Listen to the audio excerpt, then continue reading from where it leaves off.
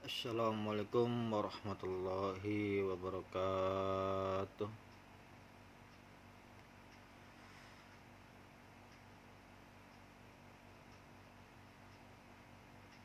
Para saudara dan teman-teman muslimin dan muslimat, sebelumnya kita syukur dengan ucapan alhamdulillahirabbil alamin, yang mana Allah telah memberikan kepada kita semuanya nikmat yang banyak sekali yang bisa kita rasakan pada saat ini, baik berupa sehat, waras, nikmat kita bisa bernafas, nikmat kita bisa berjalan, dan banyak sekali nikmat-nikmat yang kita rasakan sehari-hari.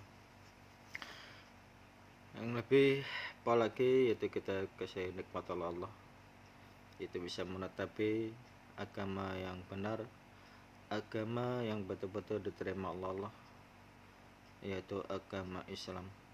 Inna dina indallahil Islam. Itu adalah modal kita untuk bisa masuk surga-Nya Allah, selamat dari neraka.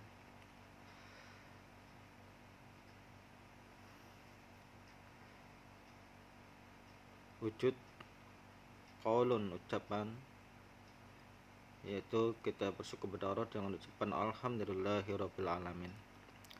Adapun fi'lunnya, rasa syukur kita kepada Allah, yaitu dengan cara amalan-amalan, pekerjaan-pekerjaan, yaitu amalan-amalan ibadah kepada Allah. Salah satunya kita wujud bersyukur kepada Allah yaitu dengan membaca Al-Quran. Selain itu banyak sekali amalan-amalan bisa kita kerjakan selain baca Al-Quran, seperti salat, sedekah, infak, dan amalan-amalan ibadah yang lainnya. Salah satu wujud kita amal kepada Allah yaitu dengan membaca Al-Quran ini. Jangan sampai kita lupa, kita usahakan minimal sehari kita bisa membaca Al-Quran 3 ayat, karena kita masing-masing mempunyai pekerjaan duniawi yang berbeda-beda. Ada yang dikadar Allah sehari-hari itu sibuk dengan dunianya, bangun pagi, mungkin ada yang bangun jam 4 dini hari, jam 3 dini hari, harus berangkat kerja ke tempat kerjaannya untuk mencari maisha, sehingga lupa untuk membaca Al-Quran sampai pulang malam sudah capek, akhirnya lupa juga untuk membaca Al-Quran. Ada yang qadar ya, longgar, berangkat kerja ada yang jam 8, jam 9 baru berangkat kerja, pulang sore. Tapi kadang-kadang lupa untuk selalu ingat kepada Allah, lupa untuk membaca Al-Quran. Jadi itu, marilah kita jadi orang-orang yang selalu bersyukur kepada Allah, yaitu jangan sampai kita lupa kepada Allah. Marilah kita maksimalkan dan selalu kita ingat kepada Allah. Salah satu tadi yaitu dengan membaca Al-Quran ini, karena manfaat kebaikan kita membaca Al-Quran ini banyak sekali. Selain kita sendiri membaca Al-Quran akan mendapatkan pahala-pahala dari membaca ayat-ayat Al-Quran ini huruf per huruf, itu akan mendapatkan pahala dari Allah. Jadi catat Allah adalah satu huruf, seperti contoh alif lam mim, itu bukan satu huruf, itu satu kalimat atau satu kata, yang mana bukan itu maksudnya. Yang maksud yang diberi pahala oleh Allah adalah alif pahala, lam mendapatkan pahala, mim juga mendapatkan pahala. Jadi satu huruf per huruf itu mendapatkan pahala oleh Allah. Bayangkan kalau kita membaca Al-Quran sebanyak ini, itu berapa hurufnya? Banyak kali, ribuan huruf yang ada di dalam Al-Quran ini. Itu akan memberikan pahala di sisi Allah. Selain itu juga membaca Al-Quran ini akan membawa kita, akan menyeret kita. Kalau kita selalu membaca Al-Quran, maka Al-Quran ini akan membawa kita, menyeret kita untuk masuk ke dalam surga. Tapi kalau sebaliknya, Al-Quran ini kita sia-siakan, Al-Quran ini tidak pernah kita baca, hanya kita simpan di lemari, itu akan menyeret kita untuk masuk ke dalam neraka. Justru akan sebaliknya, membawa kita masuk ke dalam neraka. Sebaik apapun Al-Quran yang kita punya, sebagus apapun Al-Quran kita punya, mungkin dari cetakan-cetakan, dari beli dari mungkin oleh-oleh dari Madinah, oleh-oleh dari Mekah, dibawa pulang, kemudian kita simpan terus tapi tidak pernah kita baca, maka Al-Quran itu akan membawa kita masuk ke dalam neraka. Na'udzubillah min dzalik. Tapi walaupun kita mempunyai Al-Quran jadul, Al-Quran yang percetakan yang sudah lama, mungkin cetakan di dalam negeri, tapi kalau kita selalu baca Al-Quran tersebut, maka Al-Quran tersebut akan membawa kita masuk ke dalam surga. Selain Al-Quran ini manfaat untuk diri kita, Al-Quran juga akan manfaat kepada orang lain, yaitu kepada orang-orang yang kita cintai, yang sangat-sangat kita cintai, yaitu kedua orang tua kita. Karena dengan membaca Al-Quran ini, kedua orang kita akan mendapatkan manfaatnya, akan kecipratan pahalanya sebab membaca Al-Qur'annya kita sebagai anak. Subhanallah. Itulah wujud, itulah nyata bahwa dengan membaca Al-Qur'an manfaatnya bukan hanya untuk diri kita, tapi untuk orang lain juga bisa bermanfaat, khususnya kepada kedua orang tua kita. Baik kedua orang tua kita yang masih hidup ataupun kedua orang tua kita yang sudah meninggal. Itu juga akan mengalir terus sampai hari kiamat nanti, sampai di akhirat nanti. Bahkan diterangkan dalam al-hadis itu bahwa kedua orang tua itu merasa heran kepada Allah. Ya Allah, dulu perasaan saya ini waktu di dunia amalannya biasa-biasa aja ya Allah, tapi kenapa kok sekarang saya mendapatkan surga yang setinggi ini ya Allah? Kemudian dijawab, itu sebab membacanya Al-Qur'annya anakmu dan memintakan ampunan anakmu untuk kamu. Subhanallah. Bahkan kedua orang tua juga akan mendapatkan mahkota dari Allah. Coba bayangkan itu, betapa besarnya pahala apabila kita selalu membaca Al-Quran, kita rutinkan setiap hari sampai tutup pol ajal kita mati nanti. Jangan sampai terjadi seperti gambaran lagu yang biasa dilakukan oleh lagu-lagu Jawa itu, lagu-lagu sholawatan malam Jumat. Saben malam Jumat ahli kubur mule nang omah.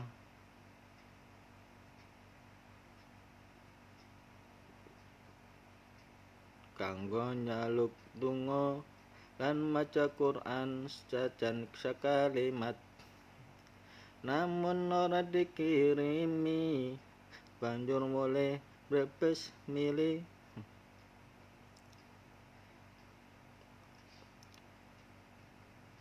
Nggak apa lupa. Itulah gambaran bagaimana, itu hanya gambaran ya.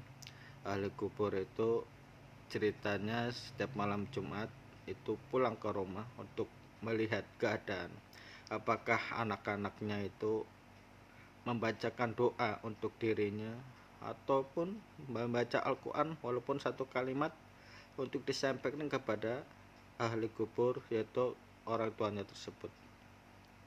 Itu hanya gambaran saja ya, gambaran bahwa sebenarnya kalau orang udah meninggal itu ya sudah meninggal dan rohnya itu sudah diangkat oleh Allah. Tapi dari lagu tersebut bisa kita ambil suatu hikmah bahwa orang tua kita sudah meninggal juga mengharapkan sekali untuk mendapatkan doa dari kita sebagai anak. Apakah kita menjadi anak-anak yang soleh-soleha atau menjadi anak-anak yang durhaka hanya untuk memanfaatkan harta kedua orang tua saja. Bersyukur bagi kedua orang tua yang mempunyai anak yang soleh-solehat, dia akan selalu membacakan ampunan, mendoakan ampunan kepada kedua orang tuanya, dan selalu membaca Al-Quran baik untuk dirinya tapi juga manfaat untuk kedua orang tuanya, yang nanti suatu saat nanti orang tua akan mendapatkan derajat yang tinggi di surga nanti. Ketika itu marilah kita selalu usahakan, selalu bisa untuk merutinkan kita untuk membaca Al-Quran. Seandainya pol-polnya kita ini diqadar oleh Allah tidak mempunyai anak yang soleh-solehat, tapi na'udzubillah min dzalik ya, kita harapkan kita anak-anak kita menjadi anak yang soleh, maka kita jadikanlah anak-anak kita menjadi anak yang soleh. Tapi umpama seandainya seperti itu kejadiannya seperti lagu tersebut, bahwa dia datang tapi tidak dibacakan doa dan bacaan Al-Quran oleh keturunannya, dia akan sangat menyesal mempunyai anak pada waktu di dunia yang tidak berbakti kepada kedua orang tua.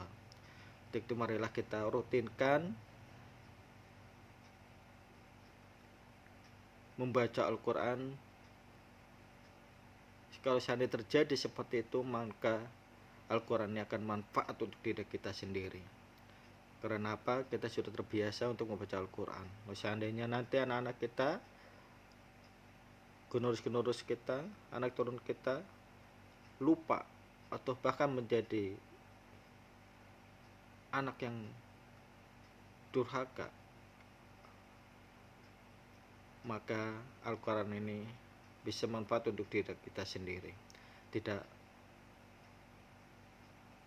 mengharapkan tergantung dari anak turun kita yang tidak berbakti kepada kita.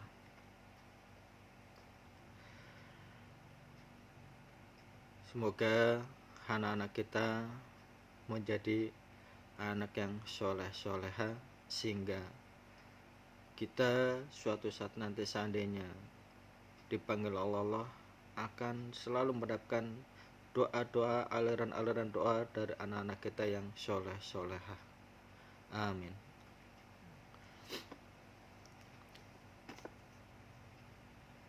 Insyaallah dari pengawalan pendarasan Al-Quran ini kita awali dengan membaca surat Al-Fatihah, dan insyaallah semoga kita bisa merutinkan membaca Al-Quran ini sampai khatam, bahkan sampai kita niatkan terus membaca Al-Quran ini sampai kita dipanggil oleh Allah Subhanahu wa ta'ala. Kita di sini marilah kita belajar, kita sama-sama belajar, tidak ada yang pandai. Insyaallah dari saudara-saudara, teman-teman semuanya, ada yang lebih baik bacaannya dan ada lebih baik di dalam penyampaian Al-Qur'annya. Saya yakin banyak sekali dari teman-teman semua, saudara-saudara semua yang pandai untuk membaca Al-Qur'an. Adapun yang belum lancar, ya kita sama-sama di sini belajar. Saya juga tidak begitu lancar dalam baca Al-Quran, mari kita saling menyimak dan silakan nanti dikoreksi lewat komentar apa salah-salahan yang dibaca. Karena selain kita mendapatkan pahala satu per huruf juga, dengan membaca Al-Quran kita akan mendapatkan satu kebaikan. Nah, seandainya kita dikontrak ke belum lancar, itu bahkan mendapatkan pahala dua kebaikan. Satu pahala karena membaca Al-Qur'annya dia pengen bisa, dan keduanya dia memberikan pahala karena membaca Al-Qur'annya. Tapi jangan sampai wah saya belum lancar baca Al-Qur'annya, belum bisa baca Al-Qur'annya, nggak bisa terus. Itu kan sampai ke usaha. Semoga ya kita dengan baca Al-Quran ini, sering baca Al-Quran, pastilah Allah akan menolong, kita akan diberi kelancaran oleh Allah.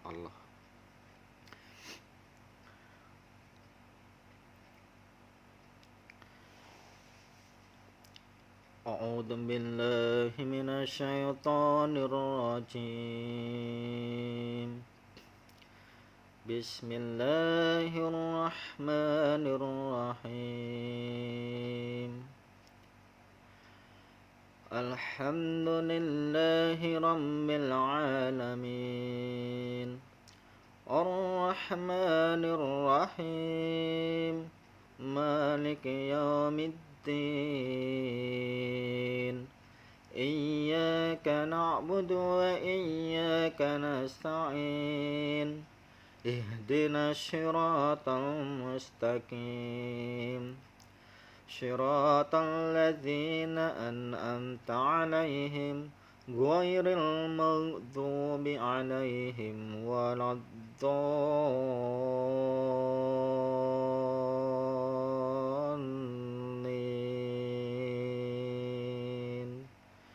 آمين. Sadaqallahul adzim.